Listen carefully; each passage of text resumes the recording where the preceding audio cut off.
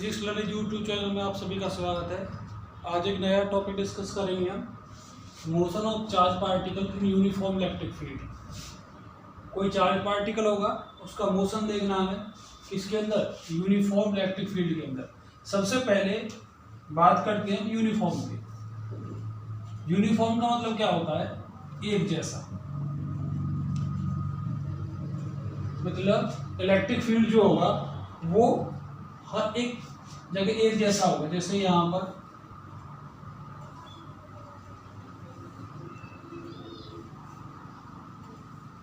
इस तरह से, अगर इनके बीच गैप बराबर है, इनकी डिस्टेंस बराबर है और इनका ये मैग्नीट्यूड भी बराबर है, तो हम इसको यूनिफॉर्म इलेक्ट्रिक फील्ड बोलेंगे।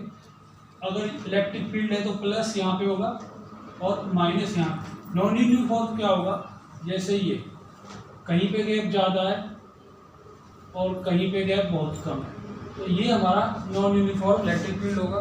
मोस्टली हम जो भी स्टडी करते हैं वो किसी भी टॉपिक की वो यूनिफॉर्म लेके करते हैं। तो यहाँ पे जो अपना टॉपिक है वो यूनिफॉर्म इलेक्ट्रिक फील्ड के लिए होगा। तो सबसे पहले हमें क्या करना है, एक यूनिफॉर्म इलेक्ट्रिक फील्ड लेना है और उसमें कोई चार्ज पार्टिकल लेके चलना है क्यों, और उसका मोशन देखना है। उसका जो मोशन आएगा, उसका पाथ आएगा, वो किस तरह का आएगा। तो सबसे पहले हम यहाँ पर एक चार्ज पार्टिकल ले लेते हैं। Late plus Q is the charge particle. Plus Q कोई चार्ज पार्टिकल है which is moving with velocity v, जो क्या कर रहा है, v वेलोसिटी से मूव कर रहा है। अब यहां पर हम दो केस मान के चलते हैं। When no electric field is applied, जब हमने कोई इलेक्ट्रिक फील्ड अप्लाई नहीं किया तब क्या कंडीशन होगी। दूसरा, जब इलेक्ट्रिक फील्ड अप्लाई करते हैं, यूनिफॉर्म की बात करेंगे तो कंडीशन क्या होगी। तो पहले हम एक्स एक्सिस वाई एक्सिस बना लेते हैं। तो ये हमारा जैसे पॉइंट होगा इस तरह से, ये O पॉइंट और ये यहाँ पर Y। इस O पॉइंट से माना हमारा जो प्लस क्यू चार्ज पार्टिकल है वो चलना स्टार्ट करेगा। अब यहाँ पे ध्यान रखने के लिए क्या है कि यहाँ पे हमने इलेक्ट्रिक फील्ड अप्लाई नहीं किया है। अगर इलेक्ट्रिक फील्ड हम अप्लाई नहीं करेंगे इसका मतलब क्या है, पार्टिकल पे कोई फोर्स नहीं लगेगा। क्यों? क्योंकि पार्टिकल पे फोर्स लगता है F = QE। अगर Q चार्ज पार्टिकल है, उसके पास इलेक्ट्रिक फील्ड नहीं है, मतलब वो इलेक्ट्रिक फील्ड हमने प्रोड्यूस नहीं कर रखा, तो उस पर फोर्स नहीं लगेगा। और अगर किसी पार्टिकल पर फोर्स नहीं लगता है तो इसका मतलब क्या है, वो पार्टिकल हमारा स्ट्रेट मूव करेगा। तो ये पार्टिकल हमारा यहाँ से ऐसे स्ट्रेट मूव कर जाएगा। और यहाँ पे हमने एक स्क्रीन ले ली P और Q, और इससे ये स्क्रीन इसको पॉइंट A पर जाके हिट करेगा। इसके आगे मैंने एक्स एक्सिस को दिखा दिया। मतलब जब हमने इलेक्ट्रिक फील्ड अप्लाई नहीं किया तो ये पार्टिकल सीधा चला जाएगा किस डायरेक्शन, अलोंग एक्स डायरेक्शन में। अब यहाँ पे क्या किया, हमने एक इलेक्ट्रिक फील्ड अप्लाई करना शुरू कर दिया। तो ये तो कंडीशन कब की है, जब हमने इलेक्ट्रिक फील्ड अप्लाई नहीं किया था। सेकंड पॉइंट क्या ले सकते हैं यहीं पे, when electric field is applied. जब हम इलेक्ट्रिक फील्ड अप्लाई कर देंगे किस डायरेक्शन में, अलोंग OY डायरेक्शन। OY का मतलब इस तरह से। तो यहाँ पर जो इलेक्ट्रिक फील्ड होगा वो इस तरह हो जाएगा।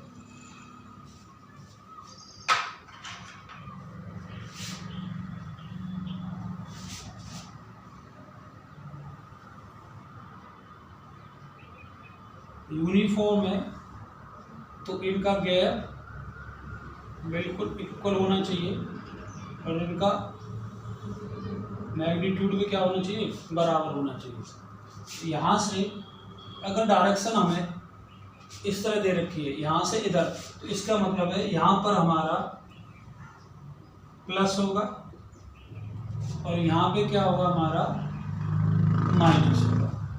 एक और बना देते हैं, यहाँ पे माइनस होगा।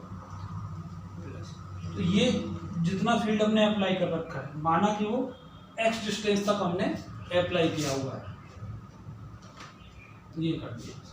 तो दूसरी कंडीशन क्या है कि अगर हमने इलेक्ट्रिक फील्ड अप्लाई कर दिया, अभी मैं इसको मिटा रहा हूँ, इलेक्ट्रिक फील्ड अप्लाई करने वाला केस ले रहे हैं इसमें। जब इलेक्ट्रिक फील्ड अप्लाई कर दिया तो ये पार्टिकल क्या करेगा, यहां से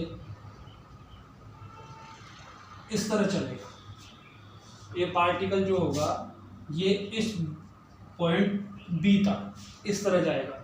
अब बात करते हैं इस तरह से क्यों मूव करेगा।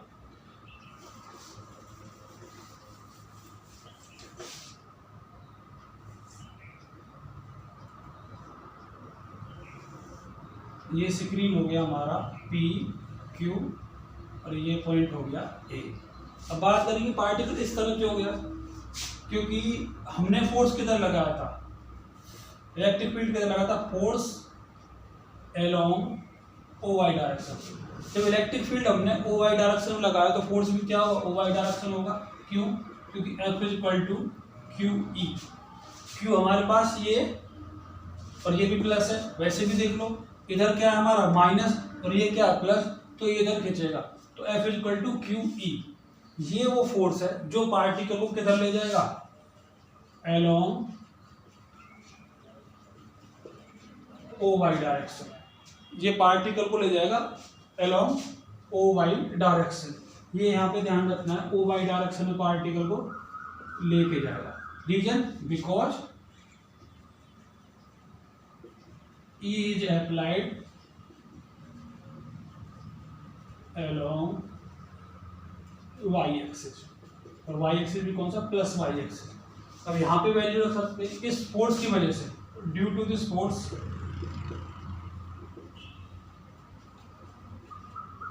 Acceleration is produced. इस फोर्स की वजह से तो एक्सेलरेशन होगा, तो यहाँ पे रख ले F is equal to M A. F की वैल्यू एम ए के बराबर होगी, तो यहाँ से जो ए आएगा वो आ जाएगा हमारा क्यू ई बाई एम, ये होगा। तो जो ए की वैल्यू होगी हमारे पास वो आ जाएगी क्यू ई बाई एम।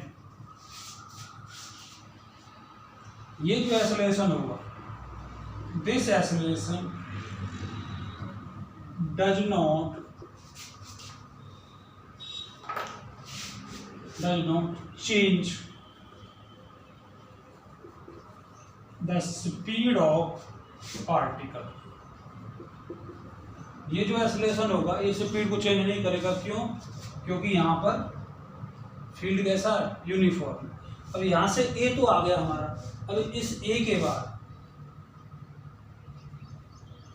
तो ये जो चार्ज पार्टिकल इसने कितना डिस्टेंस कवर किया, तो हमने यहाँ से देखा कि x डिस्टेंस कवर किया, और इसकी वेलोसिटी क्या है, वेलोसिटी हमारी भी।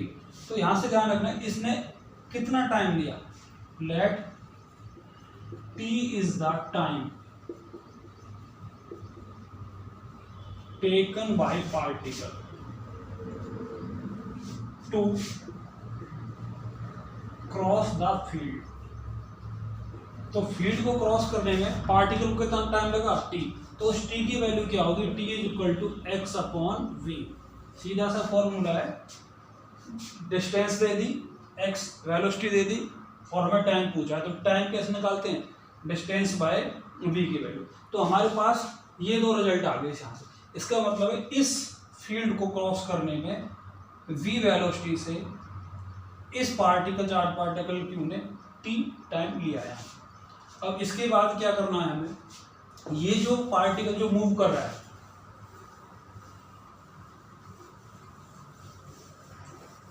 ये जो पार्टिकल मूव कर रहा है ये कर रहा है हमारा y एक्सिस पे, as the motion is along y axis. तो y एक्सिस के अलोंग मोशन होगा, तो इक्वेशन क्या होगी हमारी, y is equal to then by using equation of motion. और कौन सी इक्वेशन ऑफ मोशन, सेकंड। तो यहाँ से क्या होगी, s is equal to U T plus half A T square. ये इक्वेशन ऑफ मोशन हो जाएगी किस साइड, along y साइड। तो यहाँ पर y लिख दें, यहाँ पर y लिख दें ay। क्यों? क्योंकि हमने जो मोशन लेना है वो किधर लेना है, y साइड। तो यहाँ से कितना चला, तो ये डिस्टेंस जो होगी ये वाली, इसको हमने स्मॉल y मान ले, इतना ही तो मूव किया, तो डिस्टेंस कितना हो गया y। दूसरा u y, पार्टिकल कहाँ से स्टार्ट हुआ था, फ्रॉम रेस्ट। अगर पार्टिकल रेस्ट से स्टार्ट हुआ तो u y की वैल्यू कितनी होगी, 0। तो ये टर्म तो पूरी 0 में चला जाएगा। 1/2 a की वैल्यू क्या आई थी, f = QE, ma = QE। तो a की वैल्यू आई थी QE/m। 1/2 a की वैल्यू ये रख दें हम QE/m। दूसरा t की वैल्यू कितनी आई थी, x/v। तो यहाँ से आ जाएगा x/v और इसका स्क्वायर। तो यहाँ से जो y की वैल्यू निकल के आएगी वो कितनी आ जाएगी, 1/2, या सीधा लिख दें QE/2m x²/v²। मतलब इस पार्टिकल ने, चार्ज पार्टिकल ने y एक्सिस के अलोंग इतना डिस्टेंस कवर कर लिया। अब जब यह इससे बाहर निकलेगा फील्ड से, तो ये क्या हो जाएगा, ये हमारा हो जाएगा स्ट्रेट पाथ। तो ये जो फील्ड है, इलेक्ट्रिक फील्ड जो अप्लाई x, ये वाला x डिस्टेंस तक, तो ये पार्टिकल पर यहीं पर फोर्स लगा है। अब जैसे ही पार्टिकल इससे बाहर निकलेगा तो ये क्या करेगा, स्ट्रेट मूव करेगा। तो इसका मतलब है जो भी इक्वेशन बन के आएगी वो केवल इस एरिया के लिए बन के आएगी, इस पाथ के लिए, इस जो हमने डिस्टेंस ले रखी। यहाँ से क्या निकाल सकते हैं हम, तो y = इसमें, इसको इधर ले जाएं 2mv²/QE इनटू में y = x²। यहाँ से हमने इस तरह से अरेंज कर लिया, x² को इधर रख लिया, ये टर्म, इस टर्म को पूरी को हमने क्या मान लिया, k। तो ky = x²। यहाँ पे लिख सकते हैं बिकॉज 2mv²/QE = k। तो ये टर्म हमारी k के बराबर हो जाएगी। इसको हम ऐसे लिख दें x² = ky। तो ये इक्वेशन किसकी होगी, this is the equation of parabola. This is the equation of parabola. ये हमें ध्यान रखना है। तो ये किसकी इक्वेशन होगी, पैराबोला की। किधर symmetric, symmetric along y axis. किधर सिमेट्रिक होगा, सिमेट्रिक होगा y एक्सिस की तरफ, ये वाला कोर्स। मतलब पैराबोला कहाँ से कहाँ तक है हमारा, यहाँ से और यहाँ तक। अगर मैं यहाँ पे लिखना चाहूँ तो पाथ OB जो पाथ होगा वो पैराबोलिक पाथ होगा। उसके बाद B से जो T होगा वो हमारा विदाउट इलेक्ट्रिक फील्ड होगा। तो यहाँ से पार्टिकल सीधा जाएगा। दूसरी बात, ये कैसे पता लगेगा कि पैराबोला किधर सिमेट्रिक है, तो इसके लिए एक टर्म याद रखनी है हमें। अगर ये देखना है कि पैराबोला किधर सिमेट्रिक है,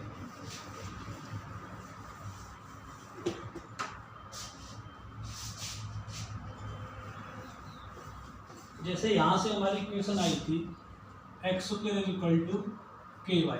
पहले तो हमें ये पता होना चाहिए किसकी इक्वेशन है, पैराबोला की। अगर इतना नहीं पता है तो दोनों टर्म को देखो, जो इक्वल का जो साइन है, इससे इधर अगर स्क्वायर है और इससे इधर एक पावर है, तो हमेशा पैराबोला की इक्वेशन होगी।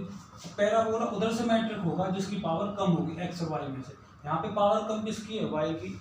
तो ये पैराबोला किधर से मैट्रिक होगा, along y एक्सिस। तो ये पैराबोला होगा along y एक्सिस, इस तरह बढ़ता जाएगा। अगर बाई चांस इक्वेशन को हम ऐसे लिख देते तो y² = kx, इसका मतलब है पावर किसकी 1 है, x की। तो पैराबोला किधर से मैट्रिक होगा, along x एक्सिस। ये पैराबोला इस साइड बनता है, पर इसमें हमें दिया क्या है, y की पावर 1 है। तो पैराबोला किधर से मैट्रिक हो रहा होगा, पैराबोला इधर से मैट्रिक होगा, इस तरह से, ये वाला कोर्स। तो ये चीज़ हमें ध्यान रखनी है, जिसकी पावर कम होगी x और y में से, पैराबोला उधर ही सिमेट्रिक होगा।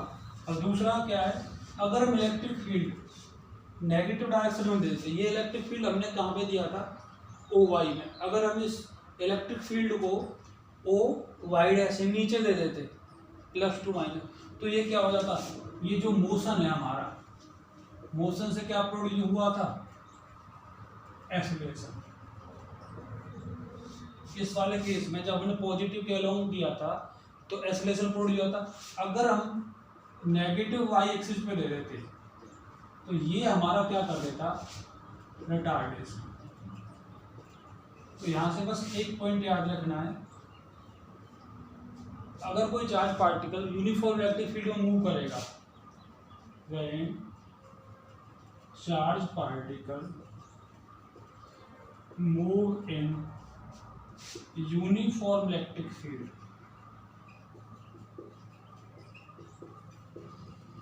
तो क्या कौन सा पाथ फॉलो करेगा, इट फॉलोज पैराबोलिक पाथ। ये हमारा पैराबोलिक पाथ फॉलो करेगा। और पैराबोला किधर साइड बनेगा, जिस डायरेक्शन में आपने फोर्स को अप्लाई किया है, या फोर्स ना लिख के मैं सीधा लिख दूं, जिस डायरेक्शन में हमने इलेक्ट्रिक फील्ड को अप्लाई किया, जिस डायरेक्शन में इलेक्ट्रिक फील्ड होगा उसी डायरेक्शन में क्या हो जाएगा, फोर्स हो जाएगा। तो ये छोटा सा टॉपिक है, इजी भी है, ज़्यादा हार्ड नहीं है, बस थोड़ा सा कंसेप्ट को याद रखना है। तो आज की वीडियो में बस इतना ही। अगर वीडियो अच्छी लगती है तो वीडियो को लाइक करें, शेयर करें और चैनल को सब्सक्राइब करें। Thank you.